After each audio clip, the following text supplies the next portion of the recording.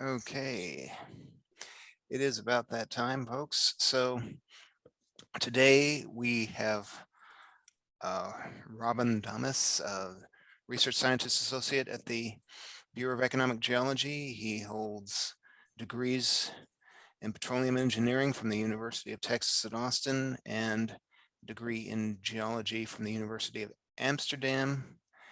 He developed an interest in geomodeling while working here at the Bureau for RCRL during his first tour of duty, which was 1989 to 1993. And then for 25 years, he ran the Austin Geomodeling Company, which he founded to serve the oil and gas industry through the development of geoscience software and the compilation of which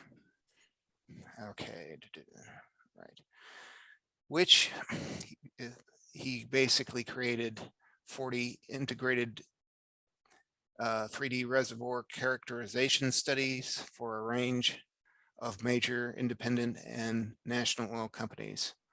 And then he returned to the BEG 4 years ago and is now part of Scott Tinker's BEG Shale Play research team and Dr. Charlie Caron's Reservoir Characterization Research Laboratory. He has a background in geology, petroleum engineering.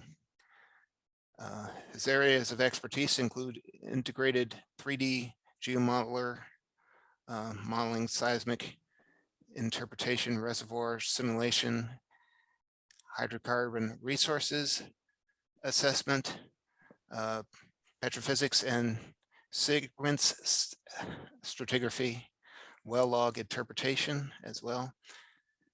And he has worked with a variety of research groups while being here: RCRL, Tora, MSRL, TextNet, Scissor, Searcher, FRAC, and STAR. So today he's talking about recent advances in the application of virtual reality tools to outcrop and subsurface data at the BEG. So without further ado, let's hand it over to Robin. Thanks for that nice introduction, Harold, and thanks to Harold, Evan, and Aaron for organizing these BG summer seminars. I'll start with the presentation, and let me conserve some bandwidth over here. So the title of my presentation is Recent Advances in the Application of Virtual Reality or VR Tools to Outcrop and Subsurface Data at the BEG. This is an outline. These are the type of questions that we hope to address. The first one being, why do we as geoscientists care about virtual reality or VR? How much would it cost to get started with VR? And then what VR tools are available, and which additional tools might be useful to help create virtual reality products. And then we'll get into some practical examples of some VR software that over the last 6 months or so we have evaluated or tested at the Bureau. And we'll talk about some of the workflows that we've developed to start to visualize some of those outcrops and subsurface 3D models in VR environments. And then at the very end, we'll talk a little bit about more advanced VR applications, such as building your own VR software. And the last point of this presentation will cover the abilities to share VR products that we create. So out of respect for our modest university budgets, the vast majority of these examples will focus on easy to use and affordable VR solutions. There's a lot of other VR tools out there that are very expensive, and it's sometimes difficult for educators and academics like ourselves to get our hands on. So I've mainly skewed this particular presentation towards the free software tools and the open source libraries and plugins that we can kind of cobble together in order to do VR work as cheaply as possible. So I have to start with this the disclaimer. Unfortunately, you can't really demo VR in this particular Zoom type of format where I'm showing a PowerPoint. And this PowerPoint will have videos included in there. Hopefully Zoom will do the best job it can to render those. But even with those videos, you simply won't get the actual virtual reality effect. And this is, many of those of you who are familiar with VR technology and have used it, some of you may have your own headsets, and you've no doubt had the experience of handing it over to one of your friends and they put it on and they go, wow, now I get it. So VR, unfortunately, is one of those technologies that you have to see with your own eyes. So unless you're really interested in VR, but we're hoping that we could somehow magically demonstrate that via Zoom, and now's the time to jump off of this presentation. But here's a promise. You'll get it once you load your own data into a VR scene and see it for the first time on a VR headset like the Oculus Quest. The response to seeing data in stereoscopic 3D has been almost 100% positive. More and more VR headsets are becoming available at the BEG. So I would love to have you try one of our VR headsets once we're all back in the office in follow-up meetings or so. So the first question is, why do we, as geoscientists, care about VR? Well, I think that, and I'm just kind of hypothesizing it, I think it's because we are trained to solve problems in 3 dimensions. A standard 3D computer visualization requires motion of the 3-dimensional object in order to facilitate depth perception. That's why when we use tools like 3D modeling tools like Petrel, we constantly have to move the model around, zoom in, zoom out, pan it in order to get this depth perception.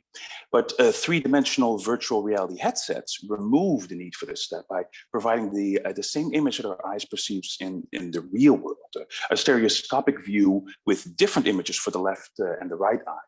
So effectively, once you put these goggles on, you get instant 3D without the need to either move the object. And the more you move around yourselves, the more the 3-dimensional image becomes apparent. So what type of workflows would be useful to us geoscientists?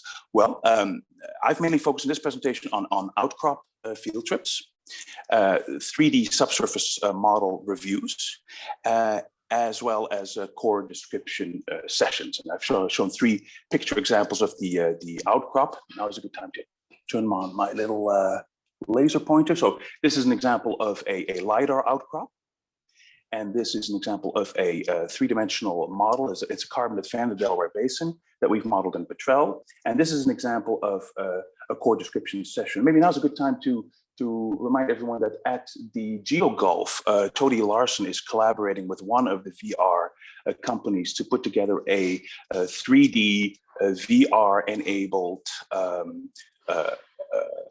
outcrop study of the Eagle Foot. So,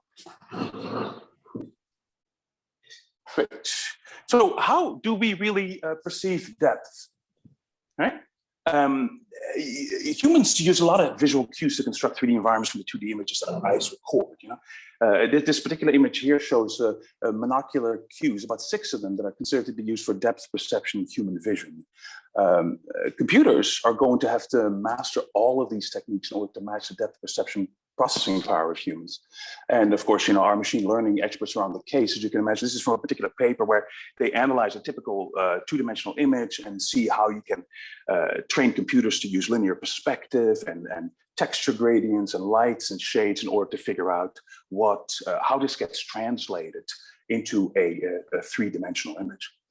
And so a lot of processing goes into that. And the 3D virtual reality headset glasses really help facilitate that.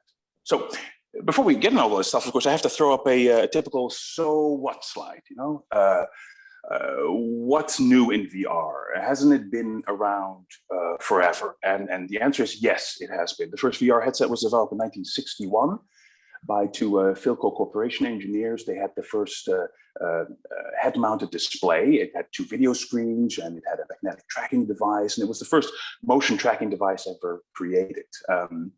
The term virtual reality seems to have first appeared in 1987. I first started using virtual reality in 1990 using very expensive silicon graphics workstations, which luckily that company donated to the Bureau of Economic Geology. The picture in the upper right-hand corner is from a silicon graphics VR headset from the year 1998. And that particular picture came from a display in a museum in Lausanne in Switzerland. And I remember those things. We used to wear those in order to kind of get to a three-dimensional picture from a typical cathode ray tube television style monitor using the silicon graphics machine. So even though the Oculus Rift was introduced to the market in 2016, the need for multiple long cables and external sensor towers dampened my enthusiasm to return to virtual reality. You know, not even watching soccer games in 3D was enough to save the consumer 3D TV market, it would seem. So why should we get excited about virtual reality now? Well, I think it's because the VR headset revolution has been accelerated recently with the arrival of the Oculus Quest 2. The Oculus Quest in less than 6 months went from a very good VR headsets to a great headset, as we'll see later in this presentation. VR itself, I believe, has become easier to implement because of the greater availability of fast 3D graphics cards, combined with ever faster CPU speeds, as well as the more readily available 3D digital outcrop models and the ease in which we can acquire that sort of data. So here it is, the Quest 2. It's a virtual reality headset with two accompanying Oculus touch controllers, hand controllers. It's the fifth model introduced by Oculus in October 2020. That company is owned by Facebook. The Quest 2 does not need external sensor towers because of its unique inside-out tracking through 4 built-in cameras. So it senses the room in order to track the 6 degrees of freedom of the headset.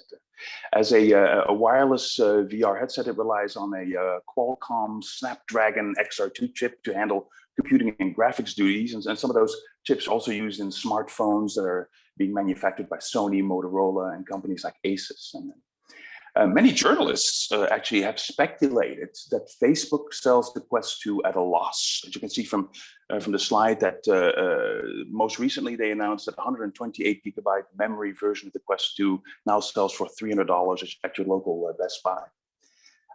I believe that the Quest 2's most exciting new feature is the fact that it can wirelessly stream your powerful PC virtual reality content directly to your headset. So no need for cables, and no need to rely on just the chip inside the headset.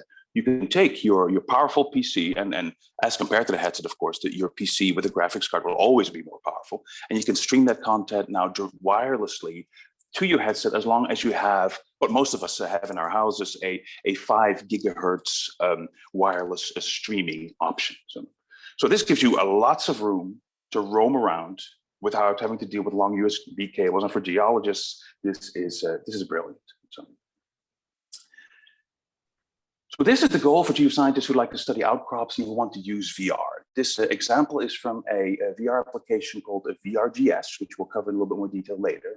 And it is capable of capturing the digital elevations and images of the rocks and recreate them on a computer in a 3D VR scene. But next, it enables you to interpret the outcrop data on your computer. And as you can see right here, we can also do that in VR. So what we just did is create 2 surfaces on this outcrop. And that little circle that you saw placed a little bit earlier is actually a dip azimuth marker. And you can freely roam around in the scene. You can pull up little menus. You can place scale bars, very useful. We'll place multiple ones in this landscape. And we can do very precise measurements of the actual outcrop by placing those types of markers, and we can place waypoints so we can jump around. So this is an example of how kind of what the goal is of doing geological outcrop interpretation in VR. And then for the 3-dimensional models, what I'm showing you here is a scene in another tool that we'll discuss in a little bit more detail a little bit later, called Gravity Sketch. And we brought in a whole bunch of subsurface 3D models. We're looking at all of the shale reservoirs that we studied for the DOE grant from a couple of years ago. from the Bakken to the Marcellus, Barnett, Eagleford, and so on. And I'm showing a couple of 3D models there from different parts of the Delaware Basin. And right there on the right, you'll see that we have the Midland Basin and the Delaware Basin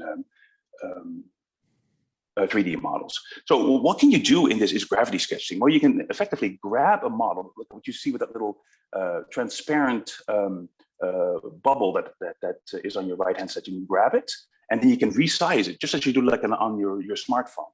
And then you can grab it and you can look at it and look at the different attributes. So this is kind of like the goal for the investigation of three-dimensional subsurface models. But long before we get there, we have had the benefits of VR-like tools in the past. And many of you may be familiar with the rendered 3D images, which can be generated using a technique called photorealistic ray tracing. And the example of that is the picture that you see here on the lower left-hand corner of a 3D rendered image of the topography of Texas. And other things that you may have seen, especially on YouTube, is those nice 360-degree 3D panorama images and video. So that's another kind of VR-like tool that we have available. And another thing I'll be able to show you is the 360-degree 3D panoramas that are hosted on websites, like for instance the ArcGIS website that has many of those types of outcrops available, and some of you may be using the ArcGIS software. So what types of products can we create with some of the tools we'll be discussing today? Well, you can create virtual reality scenes in the software, like that video we saw a little bit earlier with VRGS. And then if you look at it, this picture, you'll have an outcrop and you can start to annotate it with images, with pictures of the depositional environment or descriptions of individual waypoints on the outcrop, text, well logs, and so on. So it's very useful to have a piece of software and then put all of that contextual information in there. It's kind of like a leap from having a PowerPoint presentation to putting everything in the three-dimensional contextual view. And my experience has been it becomes a little bit easier to link back to its geometrical position in the outcrop, and it's easier to communicate geological interpretation concepts. So that's but you still need the software, and somebody needs to be in front of the machine or connected to it in a VR with a VR headset, right? What is nice to be able to do is to take a VR scene and combine it in or compile it, so to speak, into a distributable executable. And lots more software has become available recently where you can take a scene, and this particular picture is an outcrop from Buddy Price, which he captured using drones and photogrammetry. And this one is called the folded sandstone outcrop. And I've captured this in a standalone executable, which I can send to somebody who can then open it up on their Windows PC computer, run it, put on their VR goggles, and effectively see this particular outcrop in true 3D virtual reality. And the same thing goes for taking a VR scene. This picture over here shows a subsurface model. This is the project that Charlie Carrots and I have been working on, the Fasken Ranch three-dimensional model, which we basically converted to a VR scene that we then uploaded to a website. So all you need is a browser, a typical Chrome browser. You get the link to the website, and automatically the three-dimensional viewer will initialize, but there's also a button that will then switch this view to VR. So all you have to do is put your goggles on, and now you can experience that subsurface data in virtual reality. So we have lots of new techniques in order to distribute this data to people without them having to be in your office, in front of your workstation, in front of your proprietary software. So that's, I believe, is very exciting new things that we can do with virtual reality products and how we distribute them. And we'll get into a little bit more detail on that later in the presentation as well. So how much would it cost to get started with VR? Well, as I mentioned earlier, the Oculus Quest 2 is about $300. all of the PCs at the BEG that have been upgraded since 2016 effectively have all the minimum requirements necessary in order to do the type of 3D modeling and VR scene generation. But it all comes down to the graphics cards, right? And we were chatting right before this presentation started, and Aaron made a very good point. He said, like, the more power you can get for VR, the better, right? But as I mentioned before, I focused a lot on the easy to use and affordable solutions, and graphics cards going back about 3-4 years or so that are of the level of, let's say, an NVIDIA GeForce 1060 card on the consumer side are powerful enough to render a fairly complex 3D outcrop and subsurface model scene. So anything since 2016 or so, if you want to buy them, well, good luck. You know, we all know that the Bitcoin revolution has made that a little bit more difficult, but luckily many of those prices are coming down, and good graphics cards, both for professional workstations as well as for consumer use, are becoming more and more available. So any gaming or workstation graphics card together with a computer, together with an Oculus Quest, will get you going on VR. So this little complex little table tries to capture the type of tools that we currently have available at the BEG, that are available for free to educators and that are available for a reduced fee to educators. And I tried to break it up into 3 different categories. The green ones are just kind of like the viewers. So if you have a 3-dimensional VR scene that you somehow have created, you just want to view it, right? Then you can get to the green applications. If you want to do something with it, you want to author it, you want to combine it with pictures or interpretations or something like that, right? But more static stuff, right? Then it gets the color red. If it becomes a truly geological interpretation tool where you can actually interpret onto the outcrops or the 3-dimensional models and do all types of other operations on it, then I've colored it this pink color. So that's in the pink colors where you see applications such as VRGS and Lime and 3D Gaia show up, as well as that one that I showed you earlier to show the 3D subsurface models, the gravity sketch, which is completely free. So a lot of this stuff is it's pretty exciting, right? We have a lot of tools already available at BEG. You can do amazing things with Google Earth and ArcGIS VR. We have many, many tools that can do photogrammetry and take the data from the drones and turn it into 3-dimensional outcrops. We can do modeling in free tools such as Blender, and all of that stuff has at one point in time already been installed at the Bureau, or is available, and your IT department should be able to help you out with that and find licenses and so on. Here is where Petrel shows up, one of the tools that I use for subsurface modeling. And here are the tools available for free to educators, and there's so many of them, I haven't listed them all.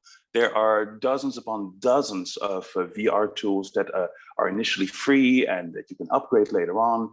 But there's some really powerful ones that are available for free to educators, including powerful 3D modeling tools such as the Cinema 4D and Enscape. Some of them still would like for you to pay a small fee. VRGS, Lime, 3D Gaia as examples of those, and other tools like Rhino, which I'll be using a little bit later on, also require a couple $100 investment to get a educational discount license. So, but check it out. Who knew? Photoshop, which many of you are very familiar with, also is listed as red, which means it's a VR authoring tool, not just a viewer, but it has a completely built-in 3D rendering engine in Photoshop, which I didn't even realize until I started researching this subject. So to take a look at this particular picture in Photoshop, you grab a height map.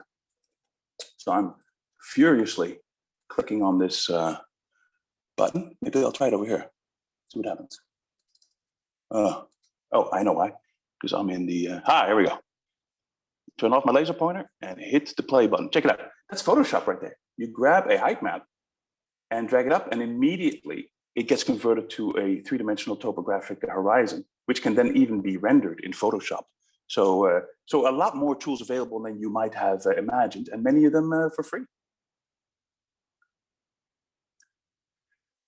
Apart from the tools that can do the viewing and that can do the interpretation, right? We need a whole bunch of other tools in order to be able to get our data from various sources into these VR tools. And luckily at the Bureau, we have lots of these tools available to us, such as a Global Mapper, which is really, really useful for combining high resolution digital elevation models with aerial photographs. Agisoft, and there's quite a number of licenses of those at the BEG. It does photogrammetry, which means it takes all the pictures from the drone, the data from the drones to create a three-dimensional point cloud edit, and then project all of the pictures it takes onto that point cloud in order to create a three-dimensional model, which can then also take on these photos as textures. So effectively, the Agisoft software is what we use to create these three-dimensional models of the outcrops. And then you need lots of other tools like a Mesh Lab and Cloud Compare, which are all-purpose cloud and mesh editing tools. And a little bit later on, we'll talk about some other free tools that are available, such as video game engines. And the pictures that you see here on the right-hand side show a global mapper, and there's a picture of the Guadalupe Mountains from digital elevation model data from a public source. This Agisoft picture shows one of Charlie Cairns' outcrops, Lawyer Canyon in Guadalupe Mountains, and those blue images are the pictures that are part of the photogrammetry workflow. And then a general purpose meshing editing tool is Mesh Lab, and we're showing Buddy Price's folded sandstone cross section there. So the history of RCRL digital outcrop modeling. I was not at the Bureau at the time, but I was able to visit from time to time. So I was always very impressed with how much digital outcrop modeling pioneering work has been achieved by the RCRL team, led by Charlie Cairns. And the contributions were from people like Jerry Bellion and Xavier Janssen and Chris Somm, and especially from 2001 through 2013, you see some major milestones. The first LIDAR data set, the first LIDAR-based 3D model, the first laser digital outcrop model paper in the Journal of Sedimentary Research, an excellent paper by Jerry Bellion and co-authors. The integration of gigapixel panoramas with LIDAR, and ultimately the UAV-based photogrammetry. And since then, a lot of additional milestones have been achieved. I will need the help of the RCRL team to kind of flesh this out some more, but I just want to kind of capture some of the pioneering work that has been done by the Bureau of Economic Geology in digital outcrop modeling. So here's a typical example of a gigapan. We're talking millions and millions of pixels that somehow we can capture and need to leverage somehow and combine it with digital elevation models and all that work. Some of that work has been pioneered by the Bureau of Economic Geology. So, because it's all about resolution and digital elevation models. Now, this particular picture is specifically designed to show the difference between a typical 100-meter lateral resolution grid readily available on the internet and a 10-meter lateral grid resolution. And you can see if you compare these, I'll turn my laser pointer back on here. In the lower left-hand corner, you can definitely see all of the various channels that the 100-meter grid is not able to discern, but definitely do show up in the 10-meter lateral grid resolution, right? So, well, 10 meter is a lot of data, especially if you load a data set as big as the entire Guadalupe Mountains. But that has not stopped us from going to the various public data sources, such as the 1,729 1-meter resolution LIDAR grids for the Guadalupe Mountains, and we're stretching across from New Mexico across to Texas. It took many, many hours to download this data, but it took about 26 hours to load these 1,729 1-meter resolution grids into Global Mapper. And that effectively created the grid shown in the upper left-hand corner. And this animation continued on down to a zoomed-in version of the 1-meter grids here on the left-hand side, which corresponds with this little white box shown here on the right-hand side. So if I kind of restart this slide one more time, this is a grid, right?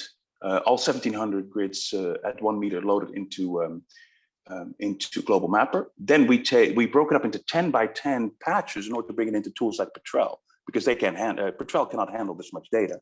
So we took one patch, which has about a gigabyte in size. Then we get this map, and then we zoom in on that, and now we can start to see the 1 meter detail in our data set. So this is the goal. This is what we want to bring into our VR analysis in order to really extract the maximum amount of information from our VR outcrops. So this particular slide kind of touches upon the same point a little bit earlier. Using data and images from the Victoria Canyon 3D model, it shows the process of 3D modeling and the subsequent testing of model parameters against outcrop data. So this example shows the ability of the models to be used to better understand issues of seismic resolution and to develop more clear understanding of the quantitative modeling, the facies, using facies proportion curves and differing range parameters in stochastic modeling. So we're going from pictures of the outcrop to doing the 3D photogrammetry, building the three-dimensional models, mapping the sections, and this is done in a variety of tools, including Petrel, where you, as well as the VR tools like VRGS and Lime, and you can actually interpret the contact lines directly on the 3D outcrops. You can then build the surface models. A lot of that stuff is done in Petrel as well. Petrel is the main tool of choice here. For the 3D modeling, you can use GoCAD. There's a wide variety of 3D modeling tools that are capable of doing the same thing. Same thing goes for the property modeling, and then we move all the way over to a step which we call the 3D map verification. And then we do synthetic seismic modeling in order to convert some of the facies attributes into seismic data. And then we can use this quantitative digital outcrop model to start extracting model parameters, such as the proportion curves of facies in the dip and strike directions and the depth directions, and get a much better understanding of the overall 3D facies architecture of our digital outcrop models. So, and this picture is after one of Charlie Cairns' presentations that he gave in the early 2000s when they pioneered all this work in Victoria Canyons. So this is a three-dimensional model generated from a number of LIDAR surveys. We will fly a route through Last Chance Canyon in the Guadalupe Mountains from the upper reaches to the mouth, flying through the digital model, where we just switch the colors over to show the complex topography using a dip magnitude attribute. And we're switching it again to show you the seismic in order to highlight some of the dip inclinoforms in the Wilson Canyon wall at the Last Chance Canyon. And we're kind of just flying through this thing, and then finally we change the color to back to the elevation, just to kind of give you an idea how you can investigate this data and combine different attributes into the model. The 3D model for Last Chance Canyon was put together by Yalwan Hay, used data from Sam Scott and Ryan Phelps, and it shows these low-angle sigmoidal cliniforms, and the dark blue edge is the onlapping Cherry Canyon tongue, and then we show all of the various cliniform structures in the upper part of the San Andres.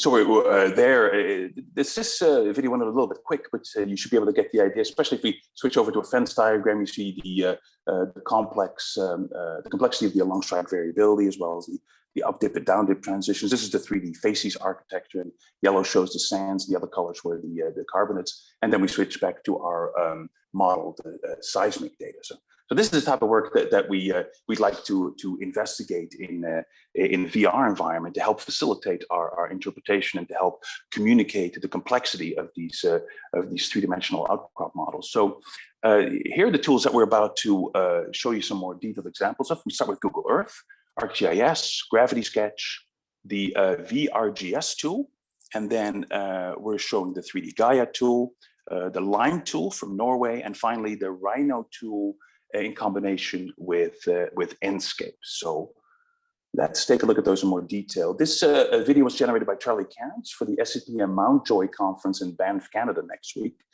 If you happen to attend the conference, you'll be able to see our 45-minute video titled A Virtual Field Trip to the Guadalupe Mountains, with contributions from Charlie, myself, Oxy's Jason Rush, and Chris Zahn. So this video was created using Google Earth Pro, which is a desktop version of Google Earth, which you can still download and install. And I believe it has superior video capture qualities at 4K with fixed frame rates and so on. So Charlie used this in order to be able to visit all the famous places in the Guadalupe Mountains, and combines it with a wide variety of additional multimedia elements in order to come up with a virtual field trip. So speaking of ArcGIS, I found this little example. I put a little link to it in the lower right-hand corner because I haven't done this yet. Some of you may be familiar with this workflow, but this apparently is an iPad LIDAR scan of what is called the Folkestone Geology by a ArcGIS user in England. So this is a very small outcrop, and they used the LIDAR scanner in a modern iPad in order to capture the point cloud. So it's just simply, you point your iPad at this small outcrop, you walk around on all sides, it builds the three-dimensional cloud for you, as well as takes the pictures. You use a similar type of software as what I mentioned earlier, the Agisoft, in order to do the photogrammetry workflow, and you can then generate this 3D model, upload it for free to ArcGIS, and once you click on that link, you'll be able to see that in your web browser, you'll be able to move around and move through this scene. So it's amazing the number of tools that have become available to capture smaller outcrops such as these, where an iPad is enough of a LiDAR tool in order to capture an outcrop like this. Quite exciting. So this is the workflow, the Agisoft 3D model export, and this is a tool that describes what the workflow that has been developed in RCRL. And a typical educational license of Agisoft Metashape costs about $550 for the professional edition and $60 for the standard edition. And that may be all you need to generate 3D digital outcrop models. If Josh is on the call, then he might, because he's our resident RCRL expert on this stuff, he might be able to tell you, but I will follow up with him and see what he can tell us about those specific versions. But effectively what the Agisoft software does is the photogrammetric triangulation, the dense point cloud generation and editing, and then the 3D model generation and texturing, which can then be exported from Agisoft over here down to a three-dimensional model, which can be imported into a 3D VR tool like VRGS. So, and even though we're showing an expensive multi-rotor drone here in the upper right-hand corner, every outcrop can be captured with the most basic of drones, such as the popular DJI Mavic, which we have available in RCRL. There's always one sitting on Chris Zahn's desk, for instance. So the next slide shows an outcrop from Buddy Price called the Rapley Trail, and it is being rendered in the Gravity Sketch software. So imagine this, completely free software that runs on your Oculus Quest 2. Right? And it took us quite a while to figure out how to properly decide on resolution and decide on textures and numbers of textures and quality of textures and resolution, right? One of the big tricks that we learned is that you don't need as many mesh geometry points, because the resolution of the textures will kind of blend away some of the imprecision in the mesh. So even with lower end workstations, you'll be able to load a scene like this. And this particular scene contains about 18 million polygons using 4 16 by 16K texture images, and has been loaded into Gravity Sketch in like under 5 minutes or so. And Gravity Sketch is a great tool. It's completely free, designed by a team in England, and they're still building this stuff from scratch. You saw that they didn't quite know how to pick a good icon for their movement tool. So for some reason, they used a banana for that, which is hilarious, of course. So, but I really have to hand it to these guys. This Gravity Sketch tool gives so much value, and it's completely free. So it was a lot of fun doing that. Now, of course, apart from outcrops, here at the Bureau, we like to do lots of subsurface modeling, and this is just a kind of an ensemble set of movies of the DOA shale project that we did a number of years ago, from the Bakken to the Barnett, Fayetteville, Haynesville, Marcellus, and Eagleford, and all of these models we've built, and we incorporate lots of seismic data and well log data and did attribute modeling. So how do we get that into a VR scene? And more recently, we've been focusing on the Permian Basin. So there's Charlie Cairns' famous Delaware Basin cross-section. We've been doing work in Ian Duncan's STAR IOR group, studying Seminole CO2 simulation. We've looked at Fasken Ranch and the decliniform structures there in the Grayburg and the San Andres. We've built models in the Wolfcamp throughout the Midland Basin, looked at details fields from Oxy, and then switching over to the Central Basin platform, we looked at fields like Hobbs, and in the Delaware Basin, the red tank volumes, and in the central part, working together with Buddy Price, the channels in the Wolfcamp A, with Steve Ruppel. We worked on the Loving County for the Suture project and brought in all of his core descriptions and correlations, lots and lots of modeling data. So how fun would it be to bring all that stuff into a VR scene? So what do you need? Well, we're very lucky because all you need is an Oculus Quest 2 together with a free Petrel plugin called Printera by a company called Terra 3. Dominique Guerriot was very, very kind. He's the CEO of that company, and he donated a license to convert any three-dimensional Petrel model into a VR object. And these objects are sometimes called DAE, and they get converted to files called OBJ. And then these typical type of file formats can then be exchanged between a wide variety of applications to bring them to bear in our VR environment. So this particular scene tries to show you how we can grab, let's say, the Fasken Ranch, and you bring that three-dimensional model into the free gravity sketch software. But no, it's fun. It keeps some of its topology. So you can take the individual zones and then grab them using your little grabber. That's that little 3D sphere on the right. And you can start peeling the individual layers of a three-dimensional subsurface model apart. Right?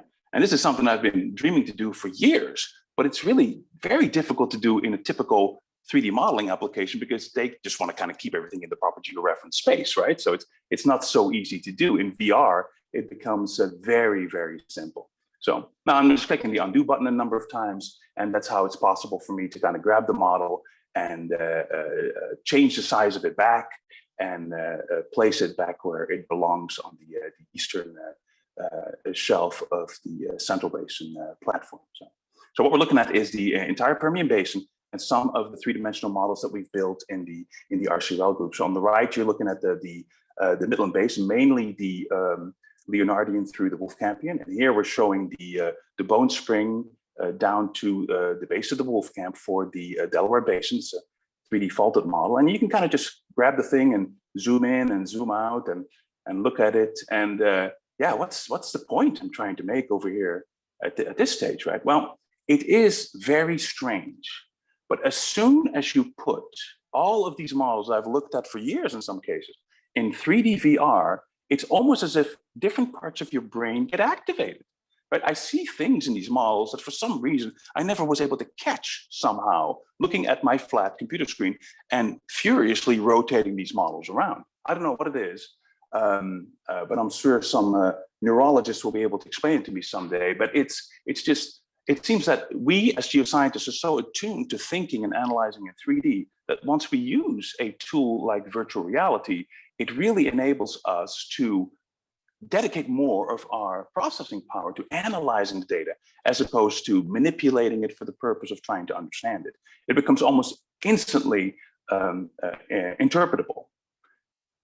So that's one of my hypotheses for why it seems to be so much fun to work in VR, because it becomes easier to interpret things and it becomes more fun to try to analyze them. Here I'm grabbing a model from the Midland base. That's a Uwid grainstone bar in the San Andres Grayburg area that we studied in the 3D Fasken Ranch data. So we're looking at acoustic impedance shown. So that fan is a filtered acoustic impedance porosity transform geobody, basically. And you're just kind of moving it around and looking at it and trying to get an understanding of the overall continuity and connectivity. So, And that's the purpose of this little video, to kind of show you different type of things that we can bring from our 3D subsurface modeling out into the 3D VR environment. This particular view is of all of the shale reservoirs that we studied for that DOE study. And there we're grabbing the Fayetteville, and we're looking at a particular zone with all of the faults in that reservoir. And here we are grabbing the Midland Basin again, and expanding that one. It's just a lot of fun to be able to just kind of grab anything, look at it, compare and contrast it to other things, and get a little bit better insight into. Here I'm just drawing in 3D. And for those of you who are more artistically inclined, you should get a kick out of that, because all of these drawings and annotations are truly in 3D. So you can manipulate them in 3D, rotate them, scale them, so on and so forth. It's this Gravity Sketch software, of course, I'm using it mainly to analyze outcrops and subsurface models, but it was really designed for very creative three-dimensional thinkers to build beautiful objects, models, and art in 3 dimensions. And it's quite mature. It's got the layering systems. It has import tools. I couldn't recommend it highly enough, and it's free. Now, a tool that's not free, but very affordable is VRGS. So the next couple of VR tools will all have the same type of features. They can do direct outcrop interpretation. They can combine digital elevation and satellite data. You can even integrate them with seismic images, and you can have specific content that can be added, and hyperlinks and so on. VRGS is an advanced digital outcrop interpretation and visualization tool, which has been developed over the last 16 years by Dr. David Hodgetts at the University of Manchester. And the figures that you see here on the left, a little busy, but they're kind of annotated. The picture on the left-hand side illustrates the integration of LIDAR scans with conventional field data. The sedimentary log data has been integrated. You can add grain size data, lithology, paleontology, facies. You can see paleocurrent data in their bed attitudes, position of the log trace. On the right-hand side, you see all kinds of interpretation functions that are available in that particular data set. So you can add outcrop logs, and you can interpret horizons. You can do measurements. You can interpret faults. So a very powerful outcrop visualization tool, which also has VR capability. So this little example shows how you can, for instance, bring in a typical stratigraphic column that we'll treat as a log, and then take that column and attach it to the actual outcrop.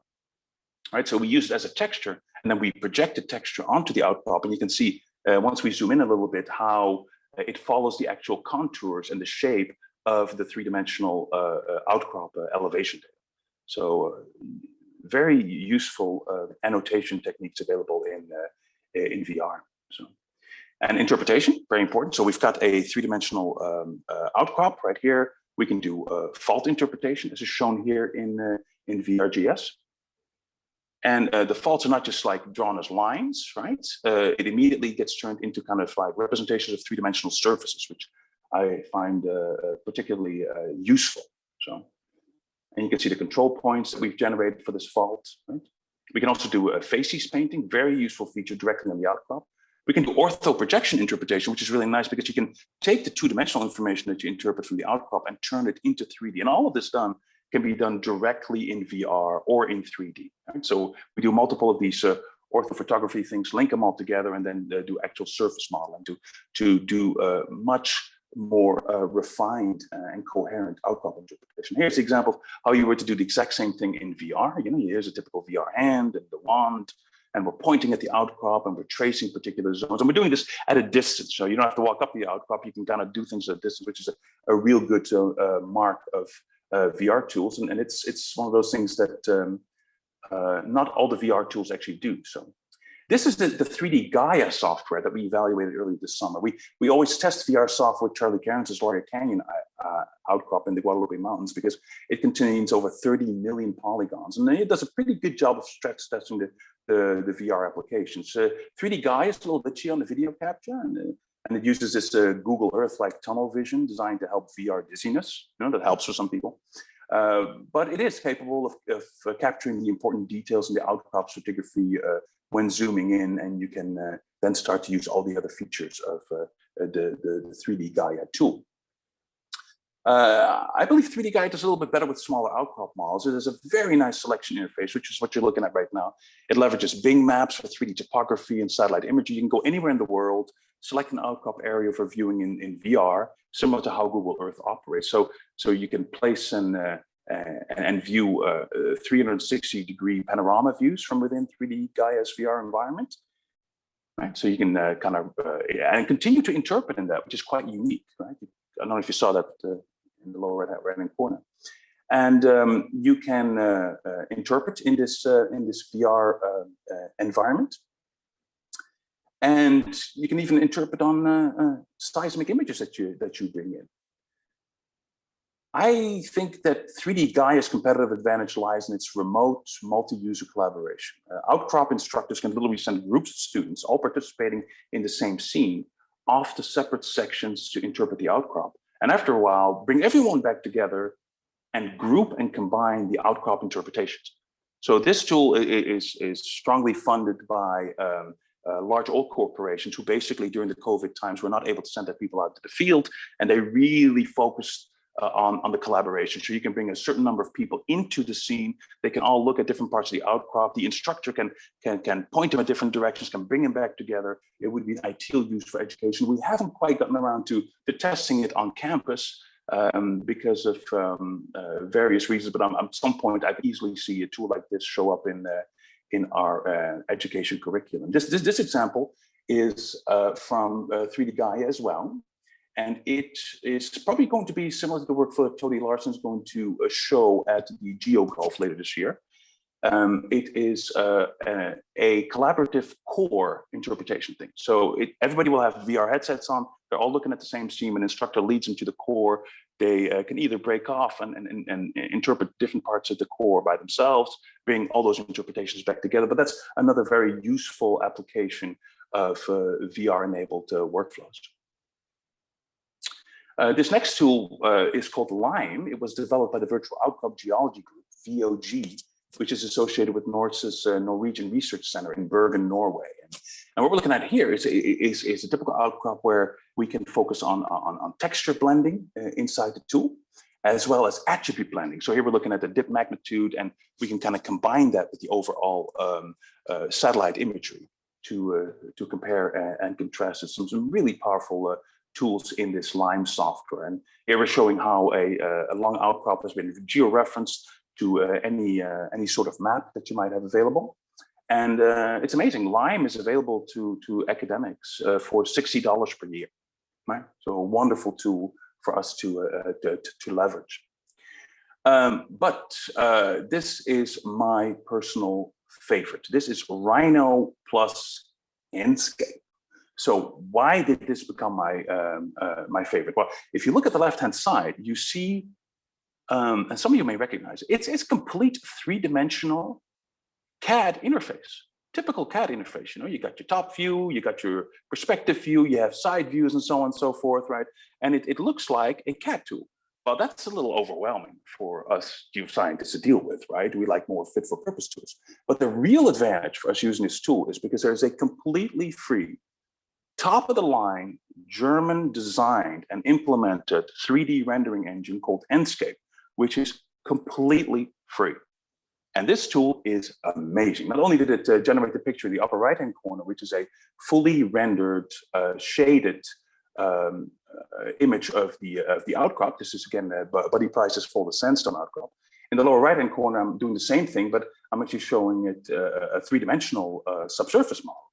And Enscape, in combination with Rhino, does an absolute fantastic job of generating those products.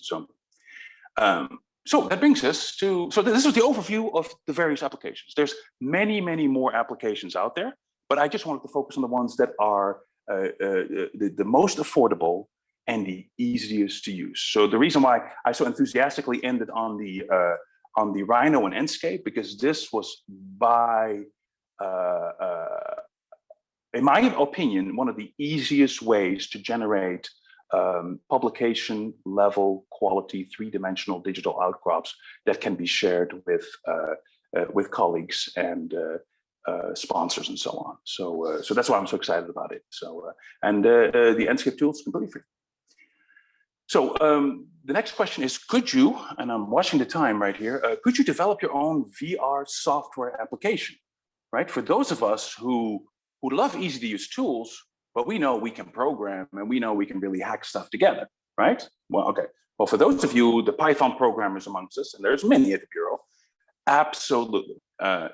You can develop your own VR software application. There's two engines, the Unreal Engine and the Unity engine. That earlier application called 3D Gaia was actually based upon the Unity engine. That kind of gave us the idea to look into the Unreal Engine. As a matter of fact, Buddy Price most recently did some research on that, and it is amazing. You can literally get the Unreal Engine, downloaded templates, which I'm animating here in the lower left-hand corner, the Unreal VR template, which is already completely pre-built. Combine it with a plugin that you can purchase very, very affordably, that imports the famous GeoTIFF format, which is, of course, the aerial photography combined with the digital elevation models. And in just a few button clicks, you create these types of three-dimensional, live, rendered, VR-enabled applications in Unreal. Now, if you wonder why, you probably have to do a lot of programming for that. Well, actually, no. Here in the lower right-hand corner, you'll see the actual programming interface. Unreal actually uses Blueprints, which is a object-oriented 3D graphical programming language. You basically have to understand how the flow of the code, but then you use drag and drop of boxes and connectors and so on and so forth to actually create these types of applications. So for those of you that are a little bit more advanced, you could look into that. In some of my slides, you may have seen these little hyperlinks that are floating around here and there. That's because I like to link to the YouTube tutorials that are out there to most easily get you going on some of these features. So the next question is, how can we share 3D and VR products? So I just want to mention that we have free tools available, like for instance, Microsoft Paint 3D, which is on every Windows 10 installation on your computer. And I'll demo that one here in a second. We can do 3D PDF files.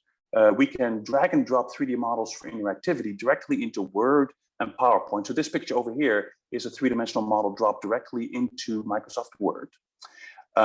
This is a little movie that was generated directly by the free Paint 3D Microsoft tool, where we brought in a 3D model in, you can annotate it, you can paint on it. It's quite exceptional what it can do. Of course, several of our proprietary applications can generate web 3D scenes that you can upload to the internet, such as VRGS and the Rhino plus Enscape solution that I talked about. And then, of course, probably even more interesting, the standalone executable 3D VR scene, which can be done by applications such as SimLab and Rhino and Enscape. But for those of you not familiar with the capabilities that we have in tools, even like PowerPoint, let me interrupt this thing for just a second. Let's see if I can, how does this work? I am now switching back to this page and moving and hopefully you can still see this, but you remember, this is just my standard view.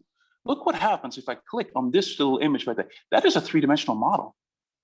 And look, I can take this model, which I got from Petrel, and export it using a plugin, and literally rotate it inside my PowerPoint. And this example here is in Word, for instance, for the same type of functionality. So, and I'll go back to the presentation. So quite amazing what even the standard tools can do. Here's an example of 3D PDF, a great way to communicate. You can take this Fayetteville 3D model, which shows fence diagram of TOC values. If you look closely, you see all the horizontal wells, you see the faults, and the various horizons, and all of that can be captured, put in a 3D PDF file, and shared with others. So, but hey, you got to start with the basics, right? So rendering 3D outcrops using photorealistic ray tracing is a lot of fun with free tools such as Blender or educational discount tools such as Cinema 4D. On the left-hand side is Lena Jakaitis 3D Blender renders. They're epic. She has her own website at strikedip.com right there. I'm trying to get my laser pointer back. Here it is. You should go check it out. She is a true geoscience /artist. Absolutely beautiful renders. But these things are actually fairly easy to make. In the upper right-hand corner, for instance, that only took 10 minutes to create using Cinema 4D, which you can get for free as an educator, and a 3D map generator plugin, which costs $50 or something like that. And you can generate these types of displays in under 10 minutes.